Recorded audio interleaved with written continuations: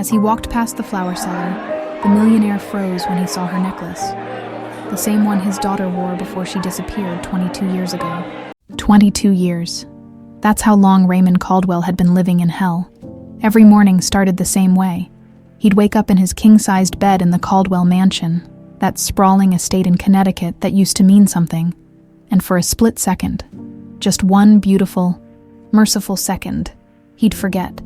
Then reality would crash down like a freight train, and he'd remember Valerie was gone. Gone. Not dead. He refused to believe that. Gone. Disappeared. Vanished into thin air on a sunny Sunday afternoon that had ripped his entire existence apart.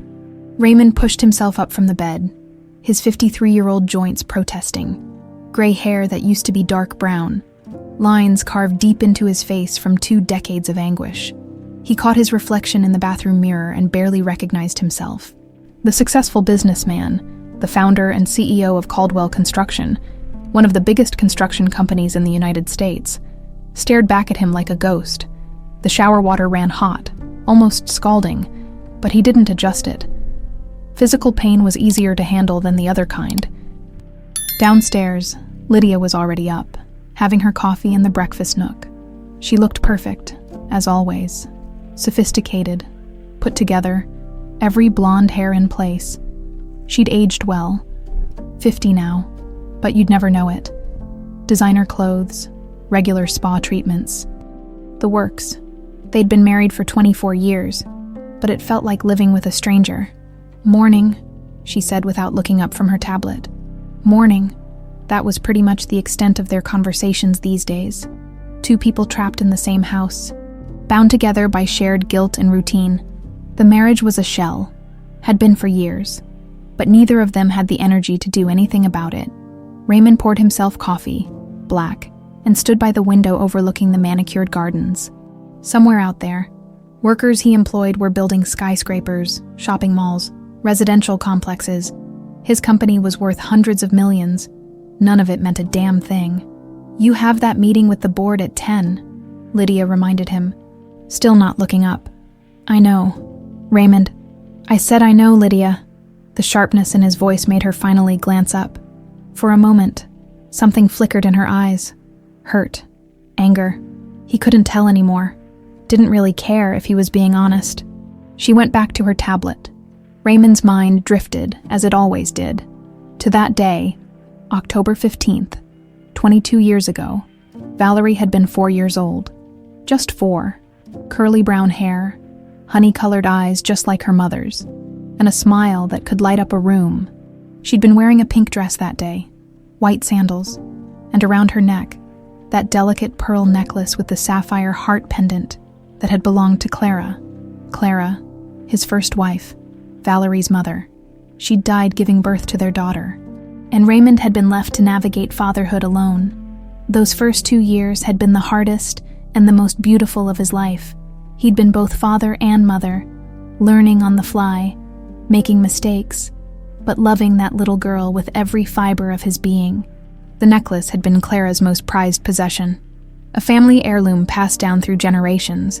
When Clara died, Raymond had kept it safe, planning to give it to Valerie when she was older. But Valerie had found it one day, asked about it, and when Raymond explained it was her mommy's, she'd begged to wear it. Just once. How could he say no? She was wearing it when she disappeared. He'd met Lydia at a charity event about 6 months before the disappearance. She'd seemed perfect, cultured, elegant, and she'd been so sweet with Valerie, or so he'd thought. The loneliness and social pressure had pushed him toward her, and they'd gotten married quickly. Too quickly in retrospect, but he'd convinced himself he was doing the right thing, giving Valerie a mother figure. That Sunday, Lydia had offered to take Valerie to Central Park. Raymond had been swamped with work, some urgent crisis at a construction site in Manhattan. He'd been grateful, relieved even.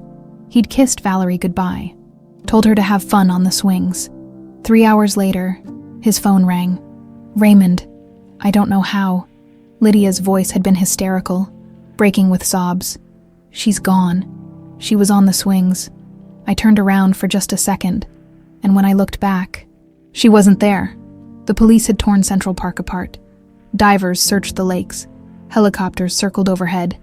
K-9 units tracked scents that led nowhere.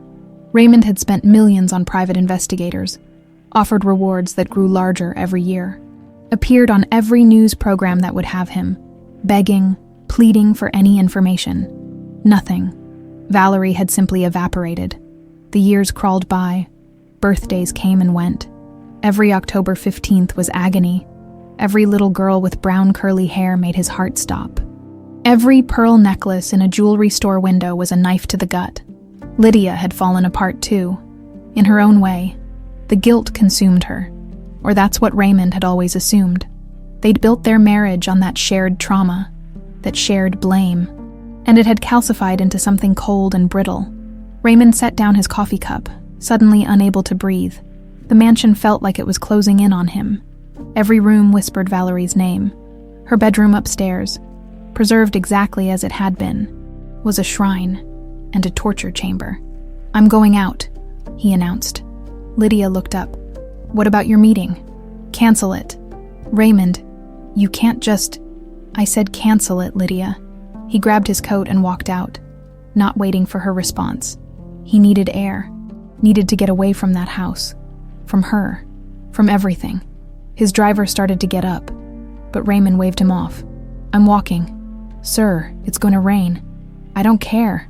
He set off down the long driveway, through the gates, onto the quiet Connecticut streets. His feet carried him without direction. Maybe he'd walk all the way into Manhattan. Maybe he'd just keep walking until he couldn't walk anymore. The October morning was gray, overcast, the air heavy with the promise of rain. Fitting. Everything in Raymond's life was gray now. Had been for 22 years. 22 years of searching, 22 years of hoping, 22 years of dying inside a little more each day. He reached the train station, bought a ticket to Manhattan without really thinking about it. The train ride was a blur. He stared out the window, seeing nothing, lost in memories of a little girl with curly brown hair and her mother's eyes. When he got off at Grand Central, he just started walking. No destination, no purpose, just movement, one foot in front of the other, through the crowded streets, past the business suits and tourists, past his own reflection in shop windows. A hollow-eyed man who'd lost everything that mattered. He didn't know where he was going. He didn't know he was about to find what he'd been searching for all these years. Raymond had been wandering through Manhattan for hours when the rain finally started. Just a drizzle at first, then harder. He didn't bother opening his umbrella, didn't even realize he'd left it on the train. The streets blurred together. Fifth Avenue, Madison, side streets he didn't recognize. His shoes were soaked through. People rushed past with their umbrellas and newspapers held over their heads. But Raymond just kept walking, his expensive suit getting drenched, his gray hair plastered to his forehead. He was somewhere in the East Village when he stopped. Not because he was tired, though he was.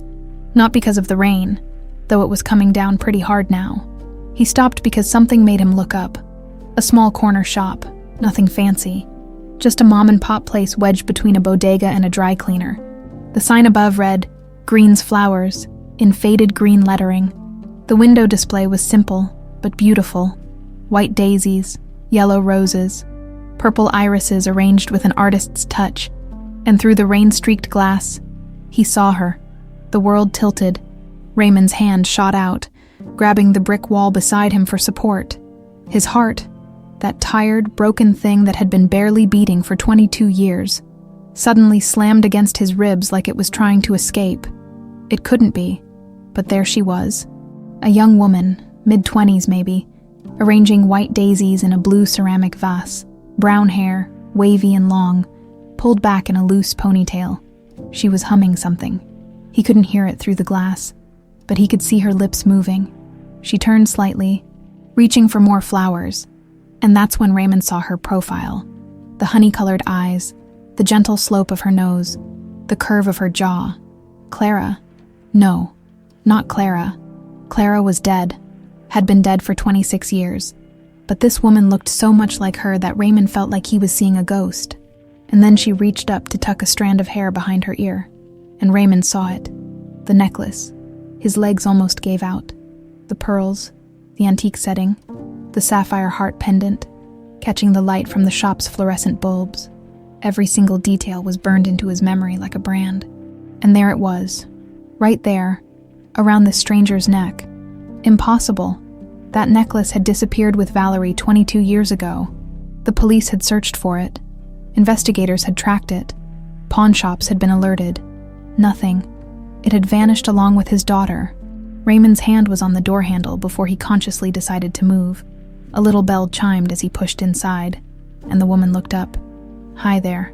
She had a warm voice, friendly, professional. "Welcome to Green's. Wow, you're soaked. Can I get you a towel or—" "That necklace." Raymond's voice came out strangled, barely human. "Where did you get that necklace?" The woman's smile faltered. Her hand flew to her throat, fingers touching the pearls in an instinctive, protective gesture. Excuse me. Please." Raymond took a step closer, and she took a step back. He realized he must look crazy, a drenched, wild-eyed stranger demanding answers about her jewelry. He forced himself to take a breath. I'm sorry. I didn't mean to scare you, but that necklace. I need to know where you got it, please." She studied him carefully, her honey-colored eyes wary but not unkind. There was something in those eyes, an old sadness, a familiar pain, like she understood what it meant to hurt. It's a long story," she said slowly. "I have time." Raymond's voice cracked. "Please, I'm begging you." Something in his desperation must have reached her. She glanced at the door, probably making sure she had an escape route, then seemed to make a decision. "This necklace belonged to my mother," she said quietly. "Well, to the woman who raised me. Her name was Martha Green. How did she get it?" The young woman's fingers tightened on the pearls. "She found me." Raymond's world stopped spinning. "What do you mean she found you?" "I was 4 years old." The words came slowly, like they hurt to say. "Martha found me at the Port Authority bus terminal. The big one, you know, on 42nd Street. I was alone, sitting on a bench. I had this necklace on, and I was wearing a pink dress that was all torn up. My feet were bleeding. I was crying, I guess. I don't remember much, just bits and pieces." Raymond couldn't breathe, couldn't think. The shop spun around him. She waited. The woman continued, her voice distant now, lost in memory. "Martha waited for hours, asked security, asked everyone around if anyone was missing a little girl. But nobody came. When it started getting dark, she made a choice. She took me home." "Why?" Raymond whispered. "Why didn't she call the police?" A sad smile crossed the woman's face. "Martha didn't trust the system. She'd seen too much.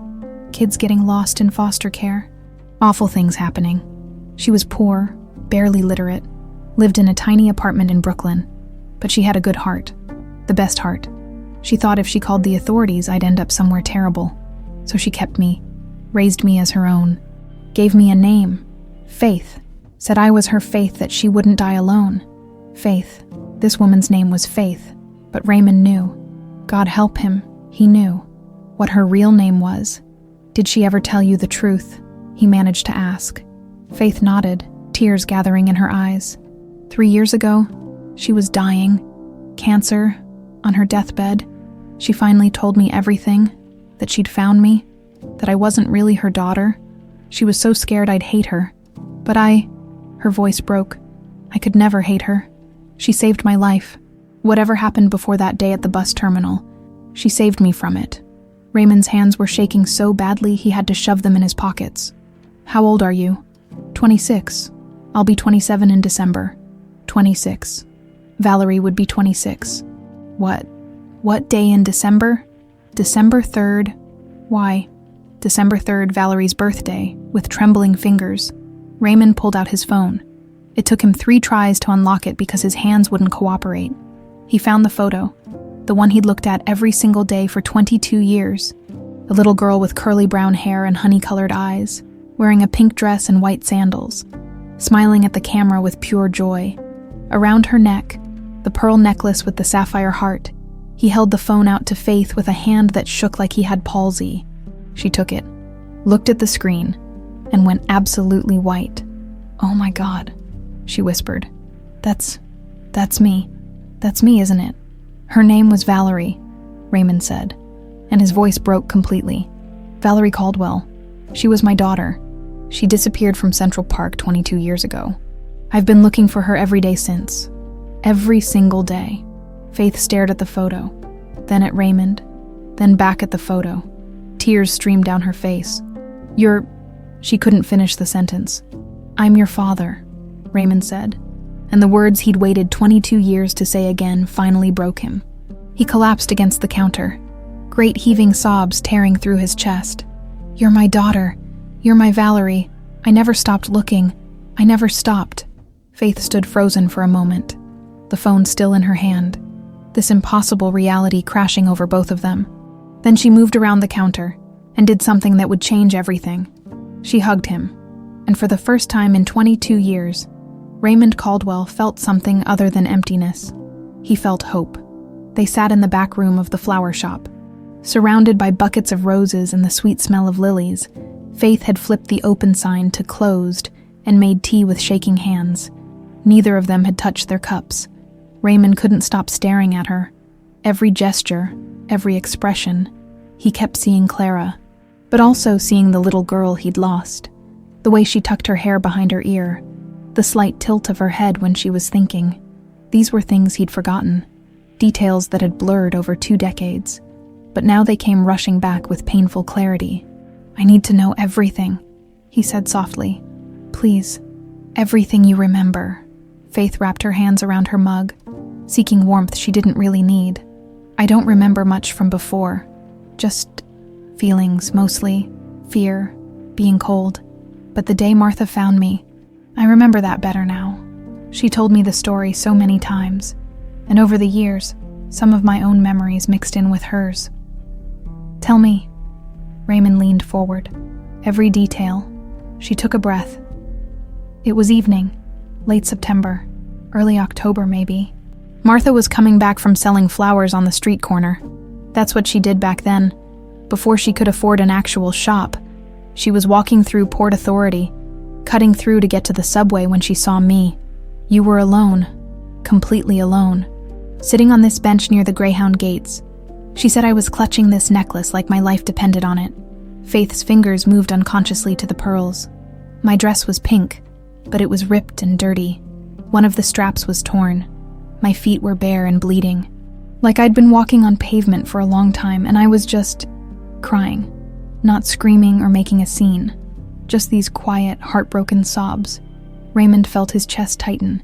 His baby girl, alone, terrified. Martha sat down next to me. Faith continued. She said she asked me my name, but I wouldn't talk. Couldn't talk, maybe. I was in shock, I think. She tried to find a security guard, a police officer, anyone official. She walked around that whole terminal with me, asking people if they'd lost a child, but it was rush hour. People were coming and going. Nobody paid attention. Nobody claimed me. How long did she wait? Hours. She told me she waited until after 9 o'clock. She kept thinking someone would show up, a parent, a guardian, somebody, but nobody came. Faith's voice grew quieter. She was terrified, Mr. Caldwell. She told me that years later, she was terrified of what would happen if she took me, but even more terrified of what would happen if she didn't. Why didn't she trust the authorities? Faith met his eyes. Martha grew up in the system. Foster homes. Some good, most bad, really bad. She'd seen things, experienced things. She was illiterate, never learned to read properly, lived paycheck to paycheck, barely scraping by. She knew if she handed me over, I'd disappear into that same system, and she couldn't. She couldn't do that to a child, not after what she'd been through. So she took you home. She took me home. Faith smiled sadly. To this tiny studio apartment in Brooklyn. 1 room, a hot plate, a mattress on the floor. She gave me her bed and slept on the floor herself for 2 years until she could afford a couch. She fed me before feeding herself, made sure I had clothes, even if they were secondhand, taught herself to read better so she could read to me at night. Raymond's throat burned. This woman, this stranger, had saved his daughter when he couldn't. She named you Faith. She said I was her faith that she wouldn't die alone.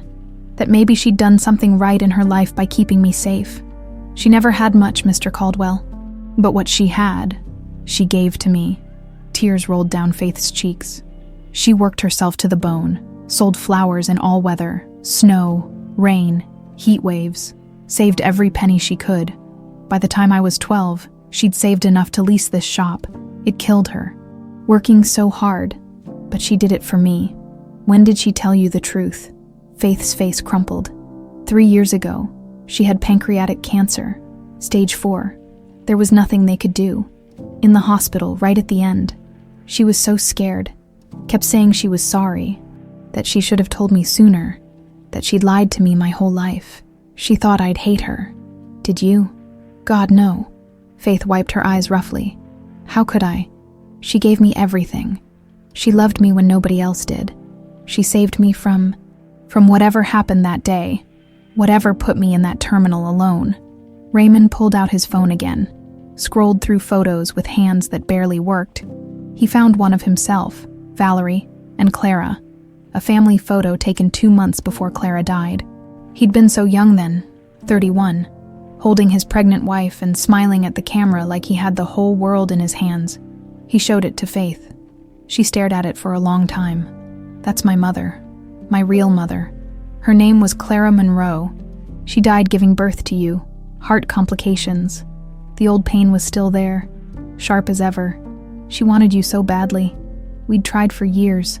When we finally got pregnant, she was over the moon. She never got to hold you, never heard you say mama, but she loved you with everything she had. Faith touched the woman's face in the photo. I look like her? You do. So much. When I saw you in the shop window, for a second I thought, he couldn't finish. And that's you, my father. Raymond Caldwell. You were born December 3rd at Mount Sinai Hospital. Weighed 7 pounds. 4 ounces. You came out screaming bloody murder. He laughed wetly. You had a good set of lungs on you. Cried for 2 hours straight before you finally calmed down. Faith was crying openly now. I don't remember any of this. I don't remember you. I'm sorry, I don't. You were 4 years old. It's okay. I wouldn't expect you to remember. Tell me what happened. The day I disappeared. Raymond's jaw clenched. It was a Sunday, October 15th. My wife, my second wife, Lydia, she offered to take you to Central Park. I was dealing with a crisis at a construction site. I told her to go ahead, that I'd catch up. The guilt was still crushing, even after all these years. You were on the swings. She says she turned around for a minute, and when she looked back, you were gone. Just gone. Vanished. The police searched everywhere. Hundreds of officers, volunteers, search dogs. They dragged the lakes, searched every building nearby. We offered rewards. First 10,000, then 100,000, then 1 million. Nothing. No leads, no witnesses, no trace. You just disappeared. Faith was quiet for a moment. How did I end up at Port Authority? It's miles from Central Park. I don't know. The police never figured it out. There were theories. That someone grabbed you, maybe planned to take you out of the city but changed their mind. Maybe they got spooked and dumped you there. But nothing concrete. Nothing we could prove. 22 years, Faith whispered. You've been looking for 22 years. Every single day I hired investigators, paid off informants, followed up on every tip no matter how crazy it sounded. I've probably chased 1,000 dead ends, but I never stopped. I couldn't. You were my daughter, my little girl. Faith looked down at her hands. I don't know what to say. I don't even know what this is. We need to be sure, Raymond said, though every cell in his body already knew. DNA test, to be absolutely certain. Okay, she nodded. Yes, we should do that. I can set it up tomorrow if you're okay with that. Tomorrow's fine. They sat in silence for a moment, the weight of 22 years pressing down on both of them. Mr. Caldwell, Raymond, please. Raymond. She tested the name. I need to tell you something. I'm not the little girl you lost. I don't have those memories. Martha raised me. This life. This person I am. She made me. I don't know if I can be Valerie for you. Raymond's heart broke and mended at the same time. I don't need you to be anyone but who you are. If you're my daughter, and I believe you are, then I just want to know you. the person you became. That's all I want."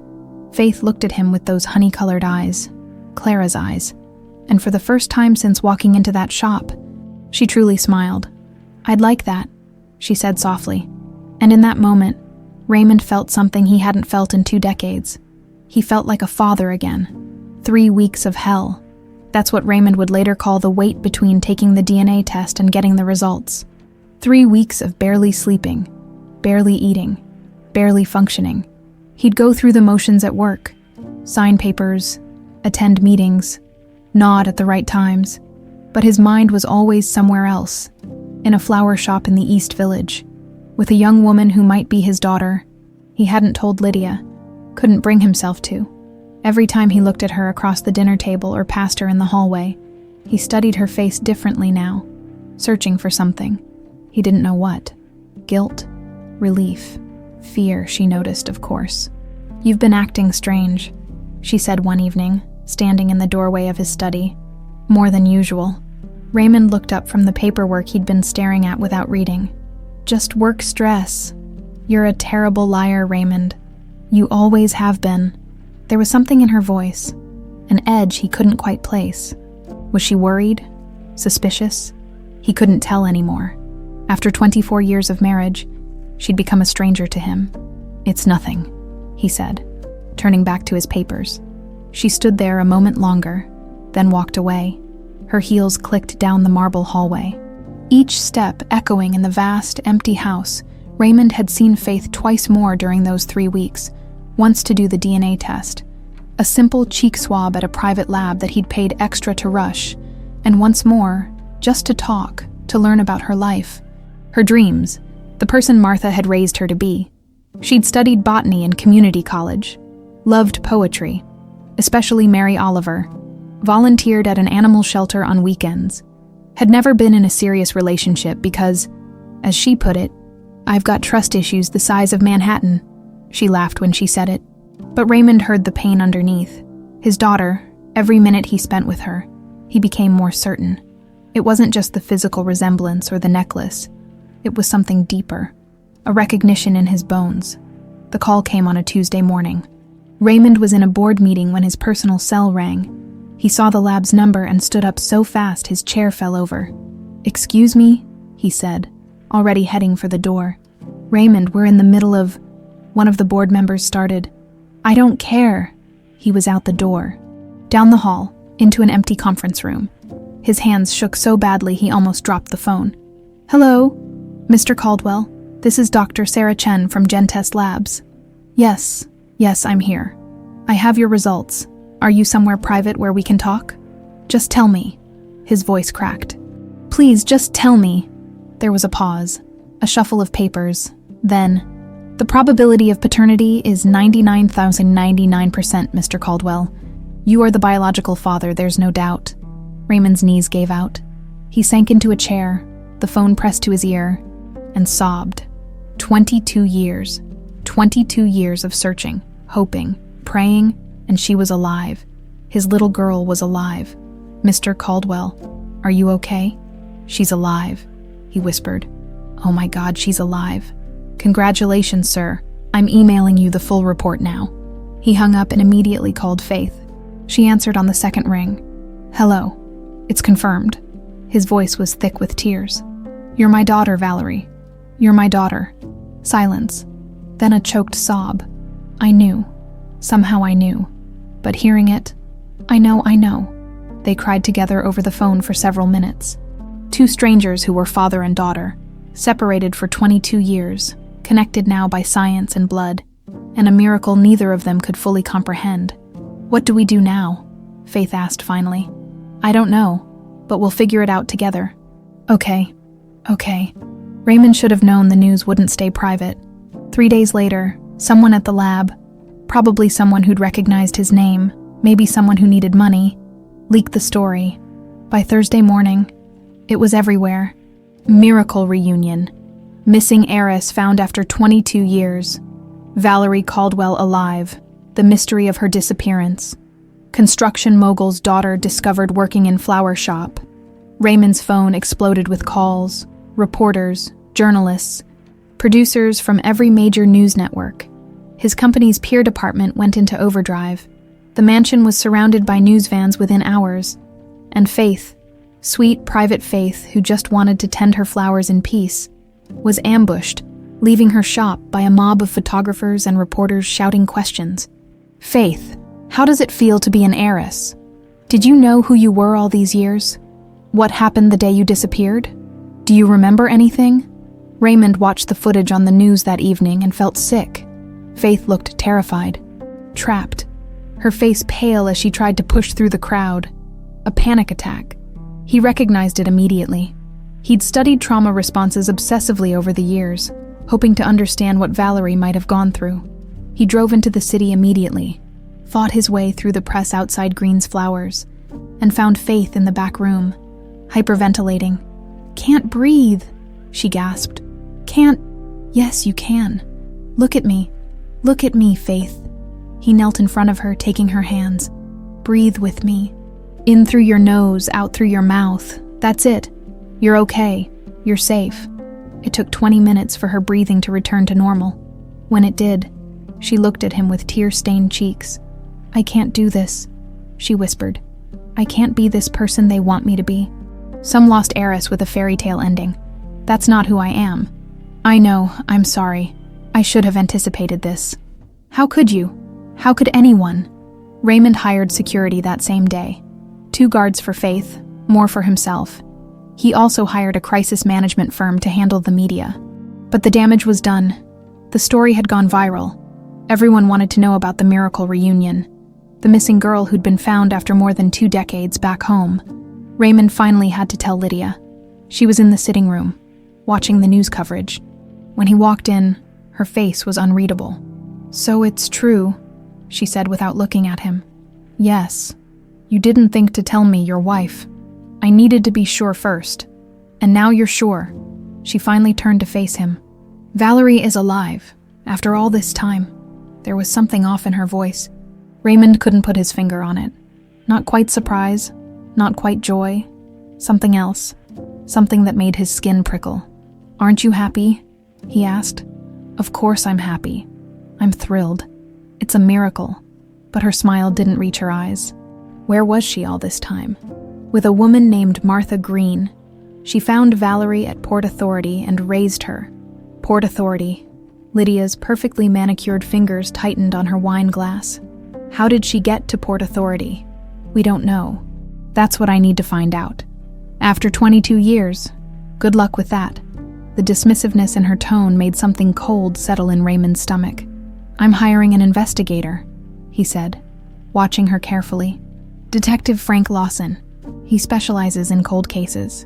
For just a fraction of a second, something flickered across Lydia's face. Fear. But then it was gone, replaced by that smooth, practiced smile. "Whatever you think is best, darling."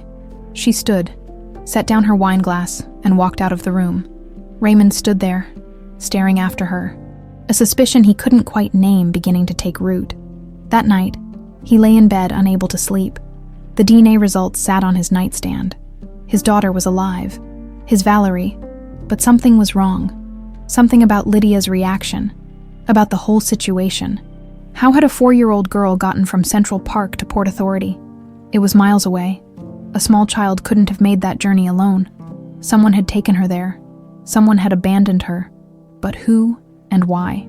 Detective Frank Lawson had the kind of face that inspired trust. Weathered, honest, with sharp blue eyes that missed nothing. He'd been with the NYPD for 32 years before retiring to work cold cases privately. Raymond had found him through a recommendation. Someone who'd said, "If anyone can dig up the truth after all this time, it's Lawson." They met at a coffee shop in Midtown, away from prying eyes and cameras. "I remember your daughter's case," Lawson said, stirring sugar into his coffee. "I was just a rookie back then, but everyone knew about it. We all wanted to find her, and now she's found. But I need to know how she got to that bus terminal." Raymond leaned forward. A 4-year-old doesn't travel miles across the city alone. Someone took her there. Someone left her. You think it was intentional, not just a kidnapping gone wrong. I don't know what to think. That's why I'm hiring you. Lawson pulled out a worn notebook. Tell me everything about that day. Start from the morning. Raymond closed his eyes, dragging himself back to October 15th, 22 years ago. It was a beautiful Sunday. Clear skies. Warm for October, Lydia suggested, taking Valerie to the park. I had a crisis at a construction site. A beam had fallen, injured 2 workers.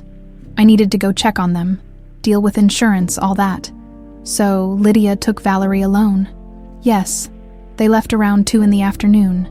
Lydia called me at 5, hysterical. Said Valerie had been on the swings. She'd turned away for a moment, and when she looked back, Valerie was gone. What was Lydia doing when she turned away? Raymond frowned. She said she was taking a phone call. From who? I don't know. I never asked. The realization hit him like a punch. 22 years, and he'd never asked that basic question. Lawson made a note. I'll need to talk to your wife. She won't like that. I don't care if she likes it, if we're going to figure out what happened. I need to talk to everyone. Lawson looked up. Including your daughter, Faith, right? That's what she goes by. Yes, but she's fragile right now. The media attention has been hell for her. I'll be gentle, but she might remember something. Even fragments matter in a case like this. Over the next week, Lawson worked systematically. He dug up the old case files, interviewed retired cops who'd worked the investigation, tracked down witnesses who'd been at Central Park that day. Most remembered nothing useful. It had been too long. Memories faded. But Lawson was nothing if not thorough. Meanwhile, Raymond tried to build a relationship with Faith. It was harder than he'd imagined. She was his daughter, his blood. But she was also a stranger. 22 years of life he knew nothing about. And she was struggling. The panic attacks came frequently. Crowds triggered them. Loud noises. Sometimes nothing at all. She'd just be arranging flowers and suddenly couldn't breathe. Raymond would drop everything and drive into the city, sit with her until she calmed down. I'm sorry, she said after one particularly bad episode. You didn't sign up for this mess. You're my daughter. There's nothing to be sorry for. I can't even remember you. Doesn't that bother you? Raymond chose his words carefully. You were 4, and whatever happened that day traumatized you so badly you blocked it out. That's not your fault. Martha used to say I'd have nightmares, screaming, crying, calling for someone. It took years for them to stop. Faith twisted the pearl necklace. They're coming back now. What do you see in them? Flashes? A woman with blonde hair, but her face is blurry, shouting, hands grabbing me. The smell of gasoline, I think, or exhaust. And darkness, being in the dark. So scared I couldn't scream. Raymond felt sick. Do you remember the woman's face at all? No, it's always blurry. Like my brain won't let me see it. But Raymond had a terrible suspicion forming. Blonde hair. Lydia was blonde. He called Lawson immediately. I need you to look into my wife's finances from back then. Bank records, credit cards, everything. That's going to be tricky. Most banks only keep records for 7 years. Try anyway, please. Lawson was quiet for a moment. You think she was involved? I don't know, but something's off. The way she reacted when I told her about Faith. And now Faith is having memories of a blonde woman. I'll see what I can dig up. 2 days later, Lawson called. You need to come to my office now. Raymond made it there in record time. Lawson had papers spread across his desk, his face grim. I got lucky. Found a financial investigator who'd worked on a separate fraud case involving the same bank Lydia used back then. He still had archives. Lawson pointed to highlighted entries. Look at this. October 12th. 3 days before Valerie disappeared. Withdrawal of $10,000 in cash. Raymond stared at the number. That's a lot of cash. Gets better? October 17th. 2 days after the disappearance. Another withdrawal. $15,000. What was she doing with that money? That's the question, isn't it? Lawson pulled out another document. I also found something else. A week before the disappearance. There were several calls from your home phone to a burner cell. Untraceable now. But the pattern's there. Multiple calls over several days. Then nothing after October 15th. Raymond felt cold. She was planning something. Looks like it. But I need more proof before we can take this to the police. Financial records from 22 years ago aren't enough. What do you need? I need to interview Lydia, officially, and I need to see if I can track down who she might have hired. Lawson leaned back. But here's the thing. If she did this, if she orchestrated your daughter's kidnapping, she's had 22 years to cover her tracks. This won't be easy. Raymond's hands clenched into fists. I don't care how hard it is. I want the truth. That evening, Raymond came home to find Lydia in the study, going through old photo albums. It was jarring. She never looked at those albums. They were full of pictures of Valerie, of Clara. Lydia had always avoided them. What are you doing? He asked. She looked up, startled. Just remembering now that Valerie's back, I thought, I don't know. I thought I should remember what she was like. Her name is Faith now. Of course. Faith. Lydia closed the album. Have you thought about when she might come stay with us? She is your daughter, after all. She belongs here. The suggestion made Raymond's skin crawl. She has her own life, her own apartment. I'm not going to pressure her. Still, Lydia smiled that perfect smile. This is her home, her real home, with her real family. Something in her tone was possessive. Wrong. A detective is going to want to talk to you, Raymond said, watching her reaction carefully. About the day Valerie disappeared, he's investigating how she ended up at Port Authority. Lydia's smile didn't waver, but her knuckles went white where she gripped the album. After all this time, what's the point? The point is finding out what happened to my daughter. Our daughter. Is she... The words were out before Raymond could stop them. Lydia stood slowly. What's that supposed to mean? It means I'm starting to wonder what really happened that day in the park. You think I had something to do with it? Her voice went sharp. I was devastated, Raymond. I spent years feeling guilty, wondering what I could have done differently. Then you have nothing to hide from the detective. They stared at each other across the study. 24 years of marriage. And Raymond felt like he was looking at a stranger, or maybe seeing clearly for the first time. Fine, Lydia said finally. I'll talk to your detective, but don't expect to find anything. You're chasing ghosts. Raymond, you always have been. She walked out, leaving the photo album on the desk. Raymond opened it to a random page.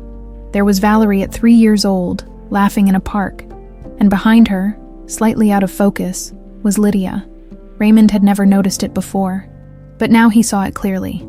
The way Lydia was looking at the child in the photo wasn't with love. It was with something else entirely. Something cold. Something that looked almost like hatred. The confrontation happened on a cold November evening. Raymond had been planning it for days, gathering his nerve, rehearsing what he'd say. But when the moment came, all his careful preparation went out the window. Lydia was in the living room, glass of wine in hand, watching some reality show.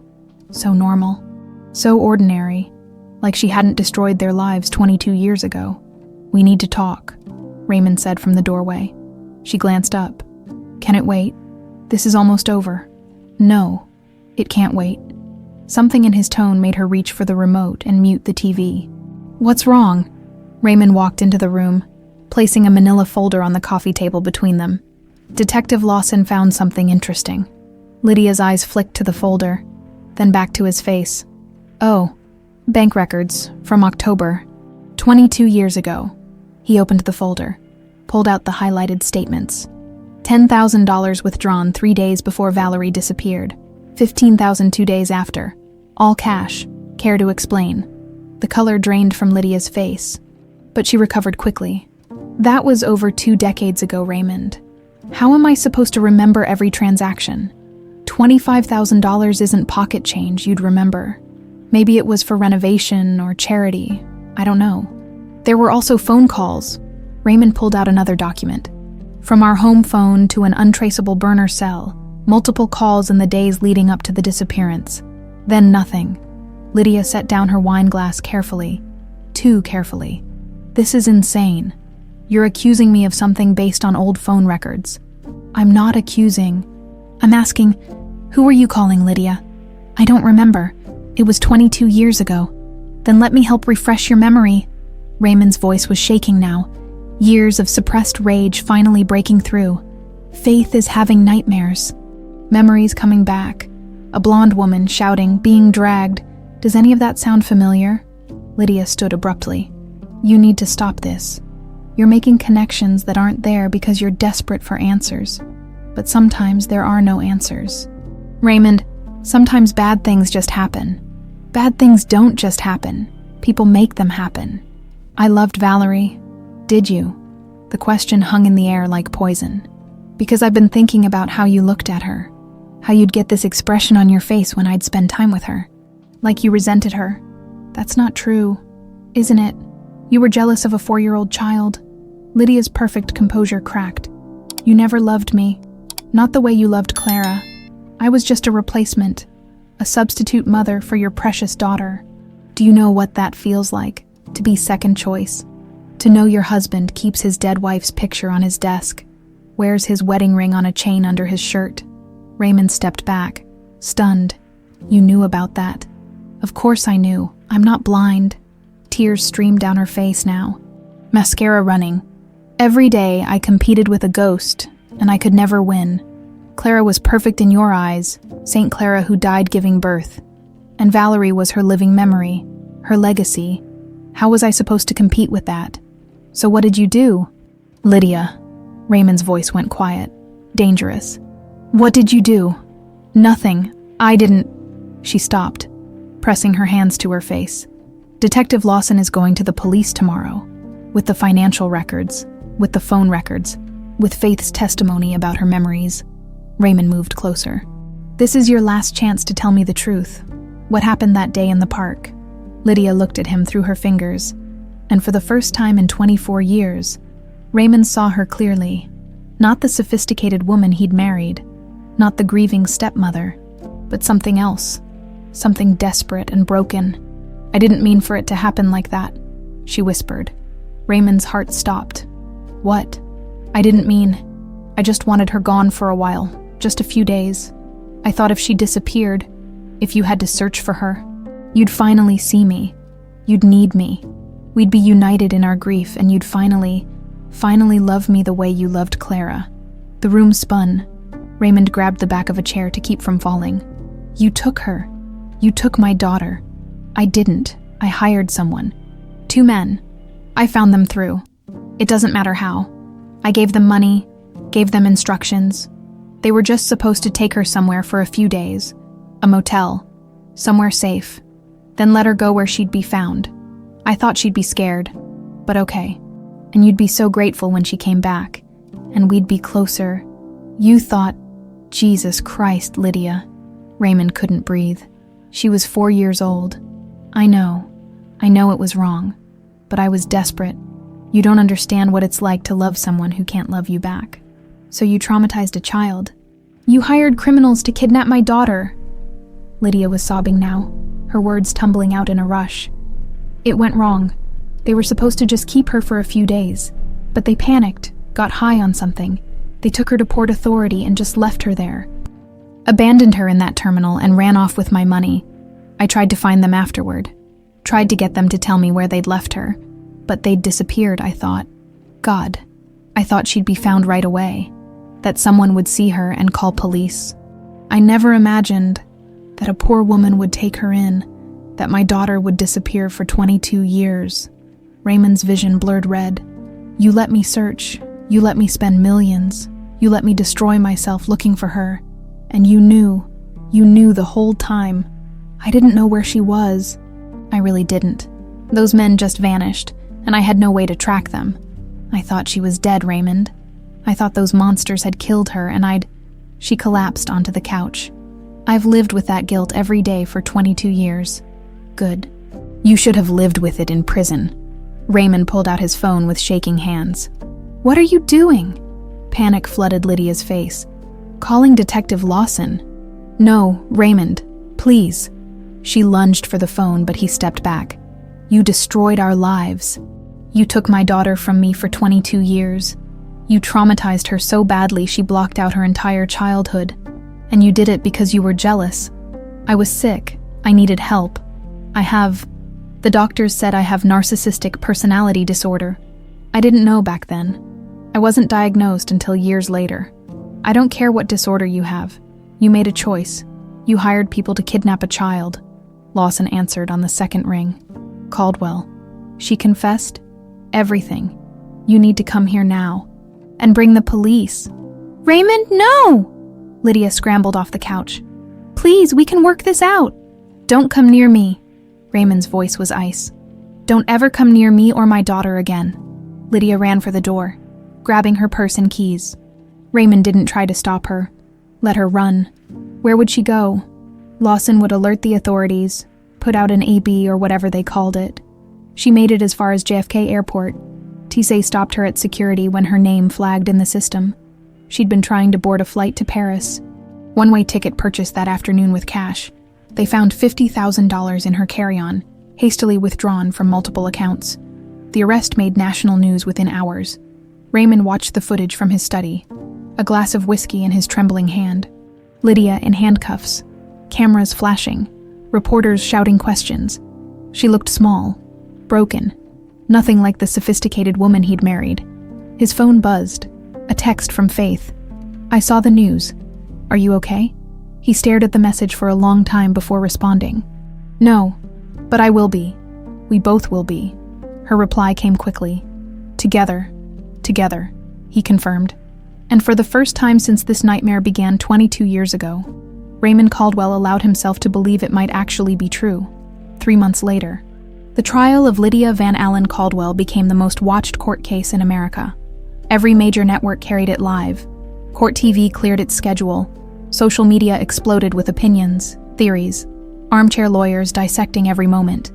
The courtroom was packed daily with journalists, true crime enthusiasts, and people who just wanted to witness justice, or what they hoped would be justice. Raymond sat in the front row every single day, stone-faced, watching the woman he'd shared a bed with for 24 years be systematically destroyed by the prosecution. Faith came to court only once. Raymond had told her she didn't have to, that he'd understand if she stayed away, but she'd insisted. I need to see her, Faith had said quietly. I need to look at the person who did this to me. That day was seared into Raymond's memory forever. The prosecutor, a sharp woman named Patricia Hernandez, had built a case that was airtight. She presented the financial records, those damning withdrawals of $25,000 in cash. She showed the phone records, demonstrated the pattern of calls to the untraceable burner cell, and then she brought in the witnesses. The first was Detective Lawson, who testified about his investigation, the evidence he'd uncovered, the confession he'd heard Raymond record on his phone that night in the mansion. The defendant admitted to hiring 2 men to kidnap her 4-year-old stepdaughter. Lawson stated clearly. She stated her intention was to have the child disappear temporarily so that her husband would need her emotionally. The defense attorney, a slick guy named Marcus Webb, tried to poke holes. But you never found these alleged kidnappers, did you? Detective, we found them. Lawson's face was grim. After the defendant's arrest, we tracked them down through old contacts. Both are currently serving time in different prisons for unrelated crimes. Both agreed to testify in exchange for reduced sentences. That had been a bombshell. Raymond hadn't known Lawson had found them. The first kidnapper, a man named Carl Jennings, looked like he'd been rode hard and put away wet. Prison had aged him beyond his 47 years. He took the stand nervously. Wouldn't look at Lydia. Tell the court what happened in October. 22 years ago, Hernandez prompted. Carl cleared his throat. This lady, the defendant, she contacted me through a guy I knew, said she had a job, needed someone to grab a kid from a park, keep her somewhere safe for a few days, then let her go. Said she'd pay 10 grand up front, 15 more when it was done. And did you agree? Yeah, I was broke, strung out. Seemed easy money. What happened the day of the kidnapping? Carl's hand shook.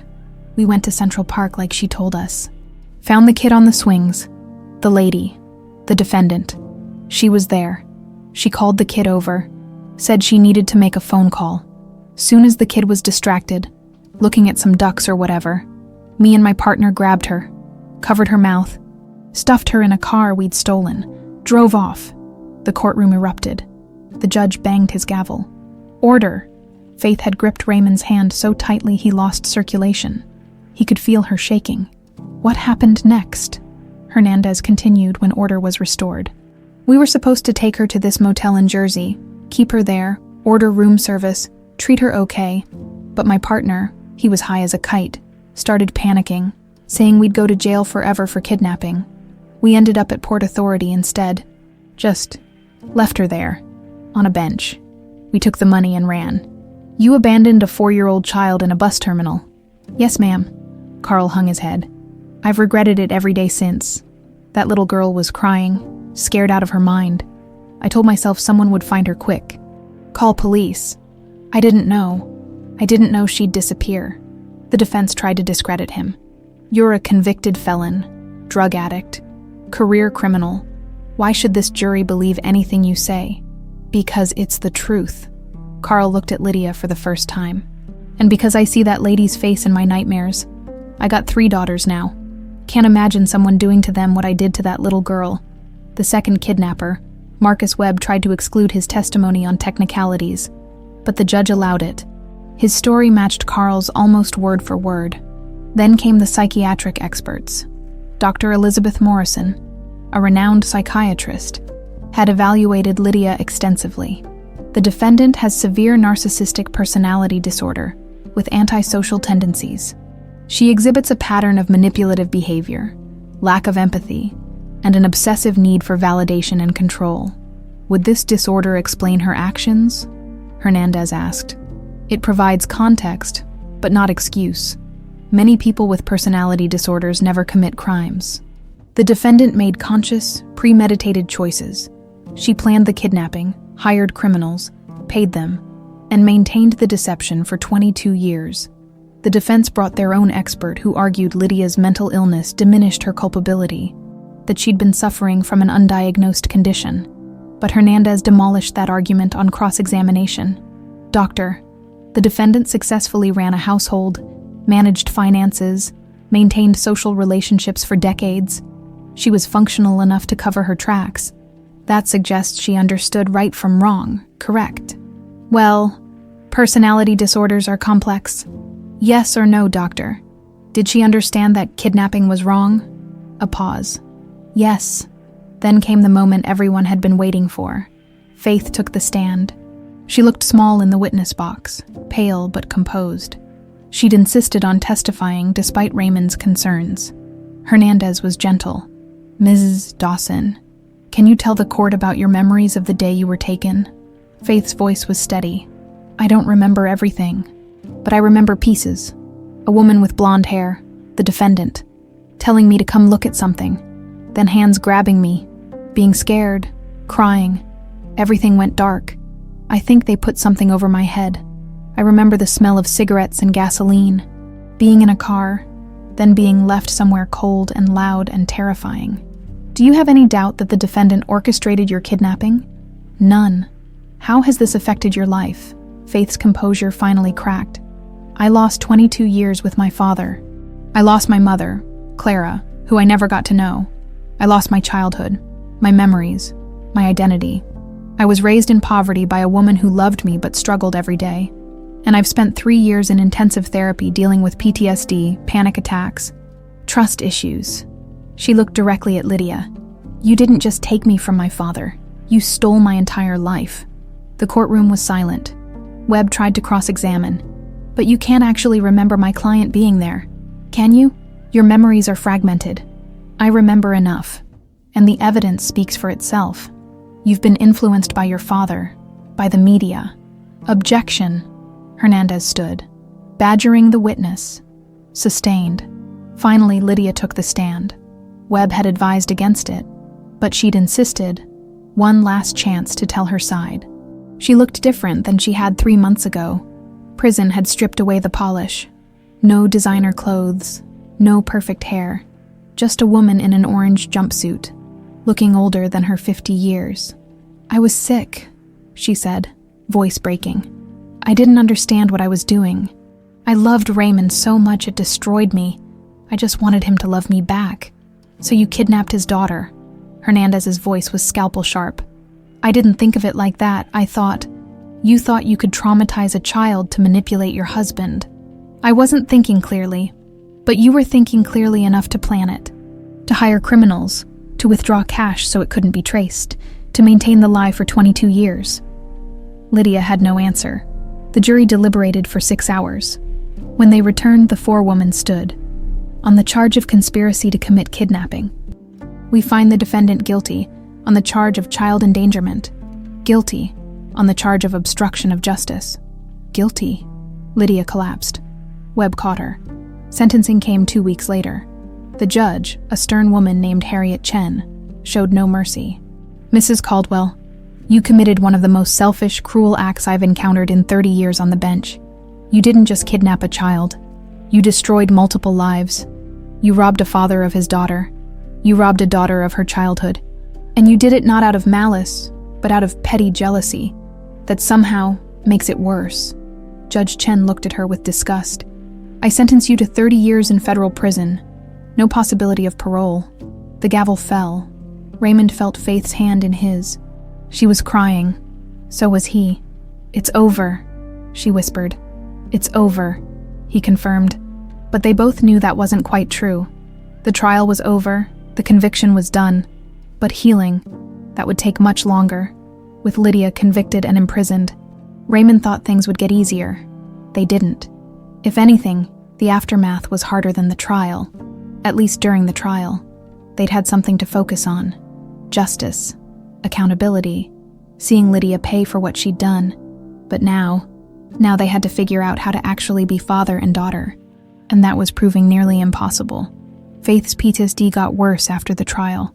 Much worse. The nightmares that had been occasional became nightly terrors. Raymond would get calls at 3 a.m, Faith sobbing on the other end, unable to breathe, trapped in memories that felt more real than the present. I'm sorry, she'd gasp. I'm sorry, I know it's late. Don't apologize, I'm coming over. He'd drive into the city, let himself into her apartment with the key she'd given him, find her curled up on the bathroom floor or sitting in the dark living room, rocking back and forth. Some nights she'd let him hold her. Other nights she'd flinch away from any touch, and he'd just sit nearby, talking softly until the panic subsided. Tell me about Clara, Faith would sometimes say when the worst had passed. Tell me about my mother. So Raymond would talk, about how Clara laughed at terrible jokes, how she'd sing off-key in the shower, how she'd wanted to be a botanist before she became pregnant, spent hours in their garden talking to the plants like they were friends. She would have loved you so much, Raymond said one night, both of them sitting on Faith's couch at 4 a.m. She wanted you more than anything in the world. I wish I could have known her. So do I, sweetheart. So do I. The therapist Raymond found for Faith was named Dr. Angela Price, a specialist in childhood trauma and PTSD.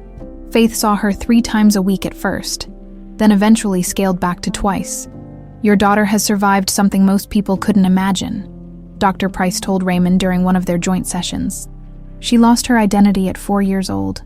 Every memory of you, of Clara, of being Valerie, it's all locked away behind trauma.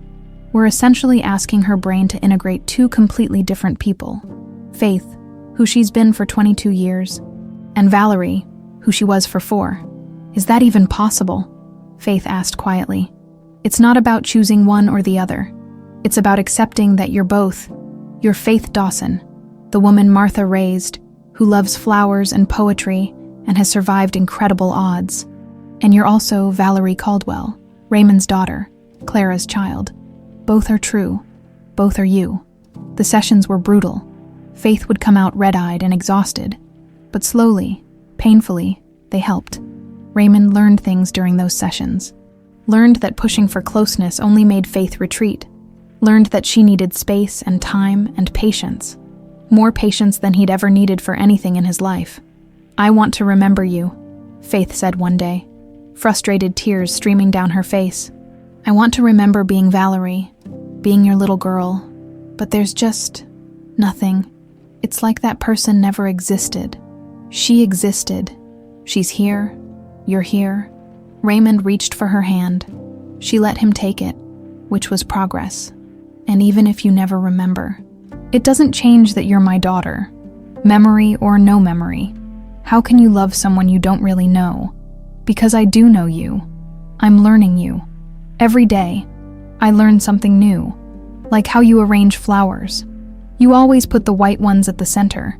Or how you drink your coffee with way too much sugar. Or how you get this little crease between your eyebrows when you're concentrating.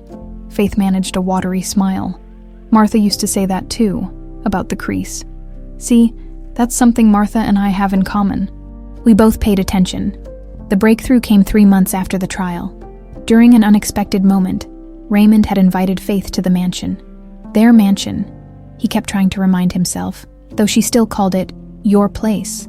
They were going through old photo albums. Something Dr. Price had suggested.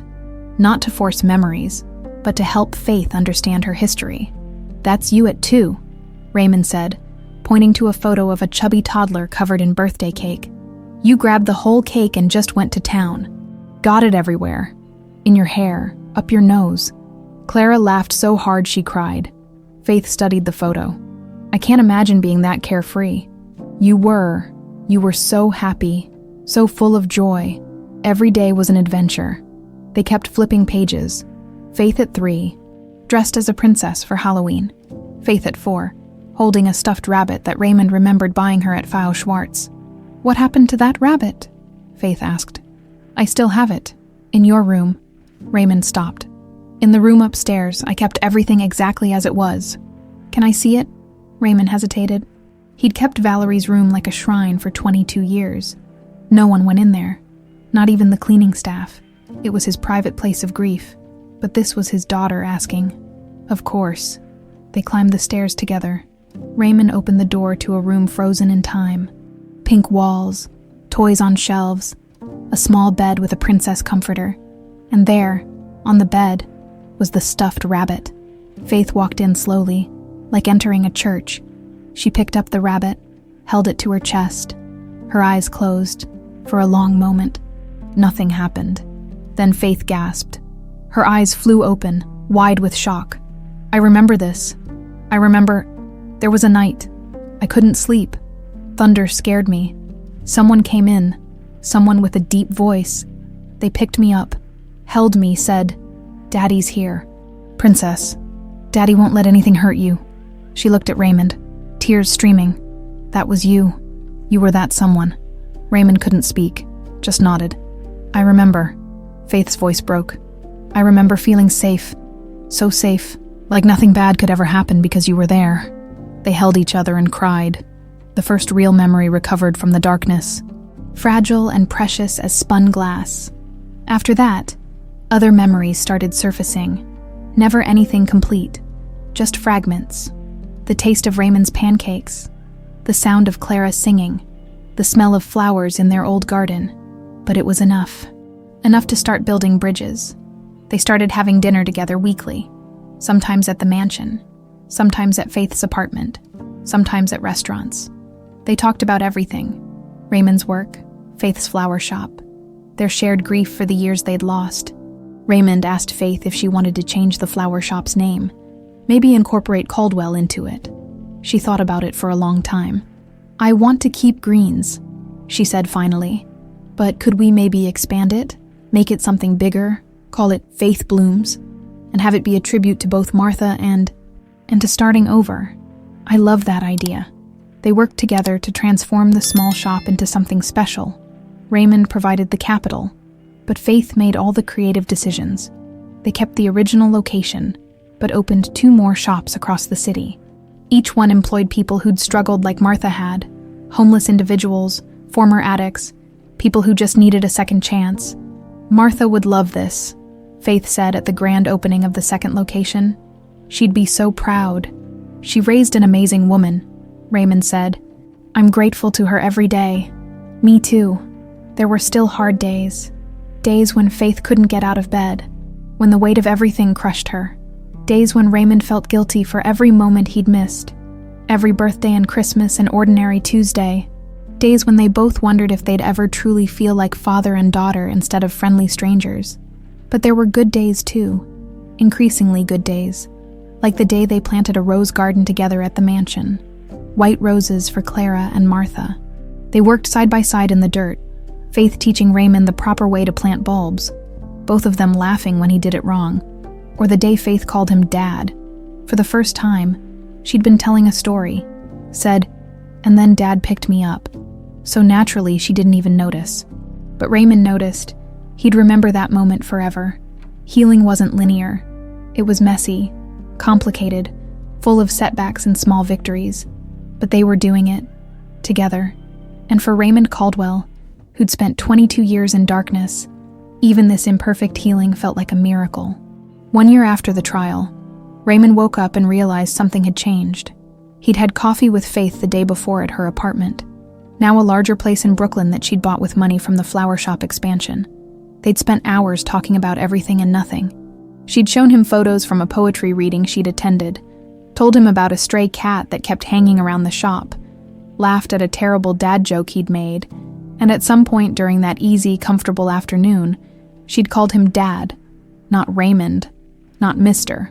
Caldwell. Just Dad? She'd said it twice, actually. Once when asking if he wanted more coffee. Want a refill, Dad? And again when he was leaving.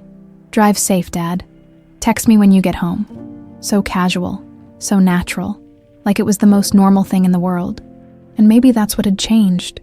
It was becoming normal. They were becoming a family. Raymond lay in bed thinking about that, a smile spreading across his face. 23 years of grief. And finally, he felt like he could breathe again. His phone buzzed. A text from Faith.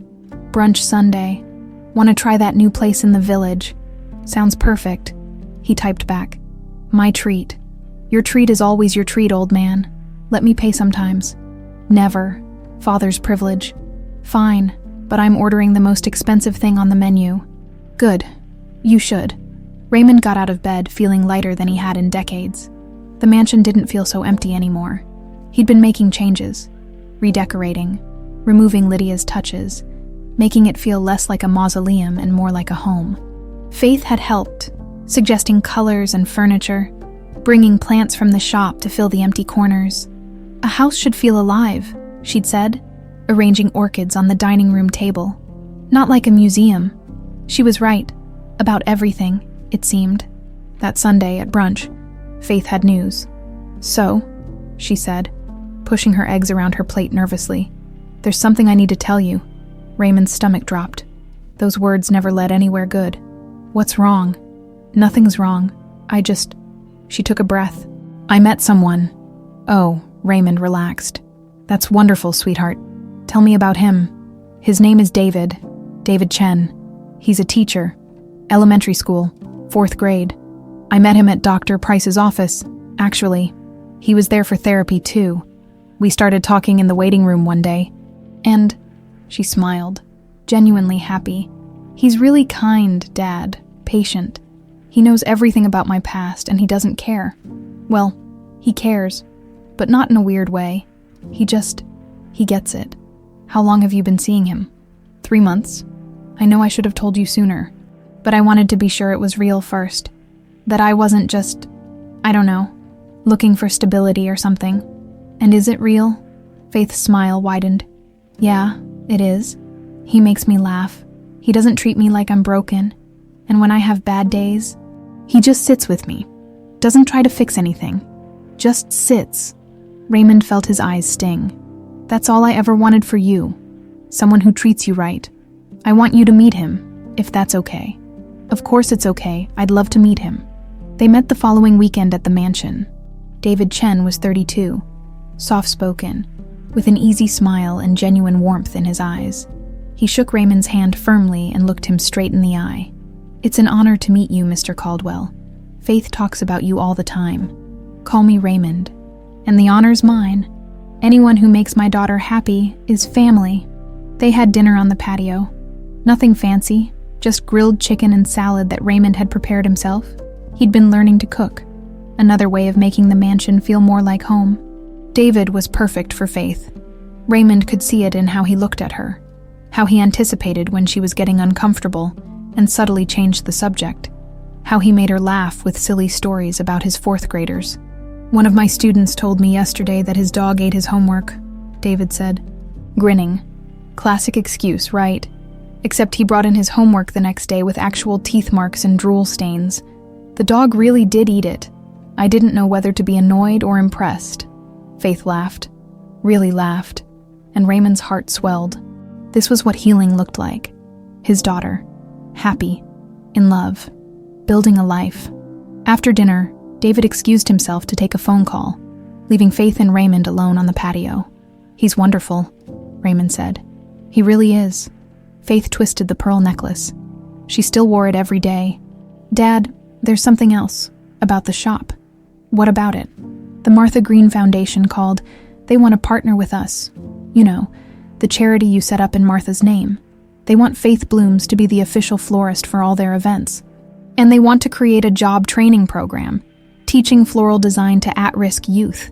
Raymond had created the Martha Green Foundation 6 months ago, dedicated to helping homeless women and children, providing resources, education, opportunities.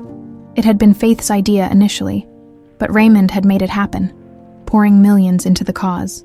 "That's incredible, sweetheart. Martha would be thrilled." "I know. I wish she could see all this. Everything that came from that one choice she made. Picking me up from that bus terminal." Faith's eyes were wet.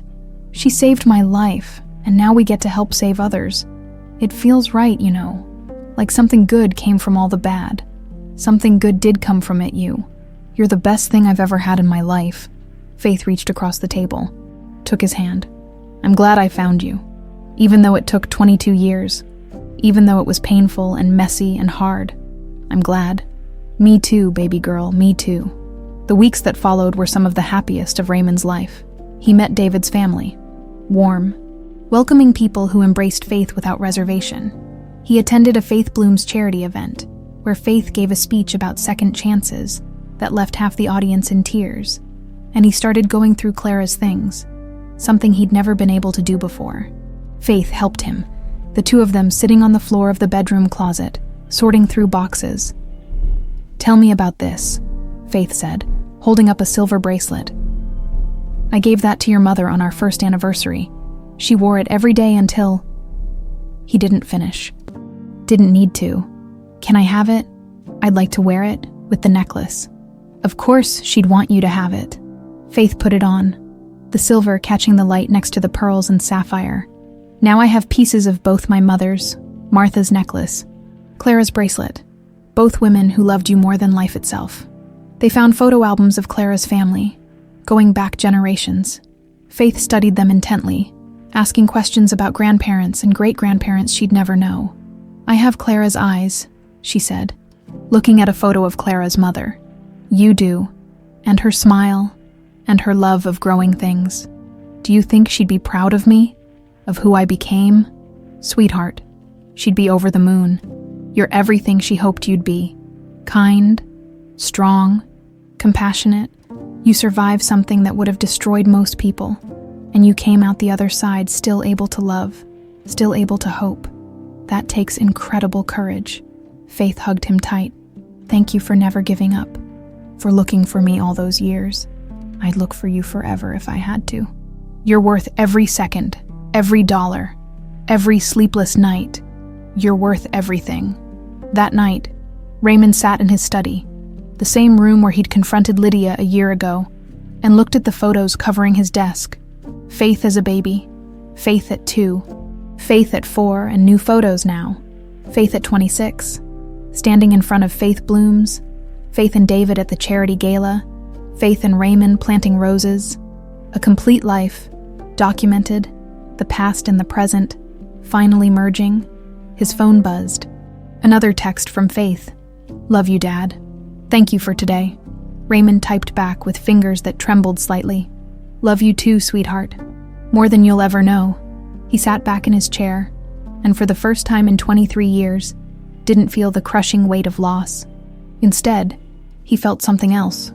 Gratitude, hope, peace. His daughter was alive. She was happy. They were a family. After all the darkness, after all the pain, they'd found their way back to each other, and that was everything. 2 years after the reunion, Raymond woke to his alarm on a Sunday morning, October 15th, 24 years since that terrible day. For the first time in decades, the date didn't fill him with dread. He'd asked Faith if she wanted to do something to mark the anniversary. She'd been quiet for a moment, then said, "I want to go back, to Central Park, to where it happened." "Are you sure?" "I need to, not to relive it, but to, I don't know, make peace with it maybe." So here they were. Raymond picked Faith up at 9, drove into the city through light Sunday traffic. She was quiet during the drive, fingers absently touching the pearl necklace. Always the pearl necklace. And the silver bracelet she now wore alongside it. "You okay?" he asked. "Yeah, just thinking." She looked at him. "Are you okay? This day must be hard for you. It used to be the worst day of the year. But having you here with me, it's not so bad anymore." They parked near the entrance to Central Park. The October morning was beautiful. Crisp air, golden leaves, clear blue sky, just like it had been 24 years ago. Raymond felt his chest tighten, but Faith took his hand and squeezed. "Together," she said. "Together," he confirmed. They walked through the park, past joggers and dog walkers and families with strollers. Everything looked different and exactly the same. Raymond's feet knew the way even after all these years. The playground came into view, updated since then, new equipment, fresh paint, but still fundamentally the same space, the swings. Faith stopped a few feet away, staring. Raymond could see her breathing quicken. "We don't have to do this," he said gently. "No, I want to." She stepped forward, sat on one of the swings. For a moment, she just sat there, feet touching the ground, not moving. Then she started to swing, slowly at first, then higher. Her hair flew back, and Raymond saw her close her eyes. When she finally slowed and stopped, her cheeks were wet. "I remember," she said quietly. "I remember being here. Not that day, but before, other days. You pushing me laughing, feeling like I could fly." Raymond sat on the swing next to her. "You love these swings. Would spend hours here. I'd push until my arms got tired and you'd say, 'Higher, Daddy, higher.' Was I happy before everything happened? You were the happiest kid I'd ever seen. Full of life, full of joy. You made everything brighter just by existing." They sat in silence for a while. Two people on swings, surrounded by the sounds of the park. "I used to hate Martha for not calling the police," Faith said eventually. "When she first told me the truth, I was so angry. I thought, if she'd just made one phone call, I could have come home. You wouldn't have suffered. I wouldn't have grown up poor. Everything would have been different.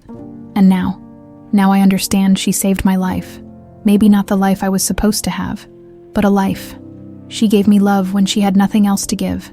She chose me when everyone else had walked past." Faith wiped her eyes. "I wouldn't be who I am without her. And I think I needed to be this person. Faith, not Valerie. You're both," Raymond said. "That's what Dr. Price says. And she's right. You're both Faith and Valerie. You don't have to choose. I know. It's just taken me a long time to accept that." They walked to a bench nearby. Not the exact bench where Martha had found Valerie all those years ago, but close enough. Raymond had looked up the location of the Port Authority, had imagined the journey between the park and the terminal hundreds of times, miles of city streets, a terrified 4-year-old in the hands of criminals. "Can I tell you something?" Faith asked. "Something I haven't told anyone, not even David. Anything. Sometimes I'm grateful it happened." Raymond looked at her, startled. "I know that sounds crazy," Faith continued quickly, "and I don't mean grateful for the trauma or the pain or missing 22 years with you. But if Lydia hadn't done what she did, I never would have met Martha, never would have learned what real, selfless love looks like, never would have understood what it means to survive, to rebuild, to find strength you didn't know you had." She looked at him. "And maybe you and I wouldn't have appreciated this. Us. A second chance that most people never get." Raymond felt his throat close. "You're a better person than I am. I'm not sure I can find gratitude in any of this." "You don't have to. I have enough for both of us." She smiled, that beautiful smile that was all Clara. "Besides, you've given me everything, Dad. This foundation in Martha's name that's helping hundreds of people. The flower shops that are giving second chances to people like Martha. You've turned my pain into purpose. That's its own kind of miracle. You did that. I just provided the money. We did it together, like everything else." A little girl ran past, maybe 4 years old, curly brown hair flying behind her as she chased a balloon. Her father jogged after her, laughing, calling out, "Slow down, sweetheart." Raymond and Faith watched them disappear into the crowd of people. "That could have been us," Raymond said softly. "Should have been us. Maybe in another life. But in this one, we get this." Faith gestured to the park, to themselves, to the moment. We get a second chance. How many people can say that?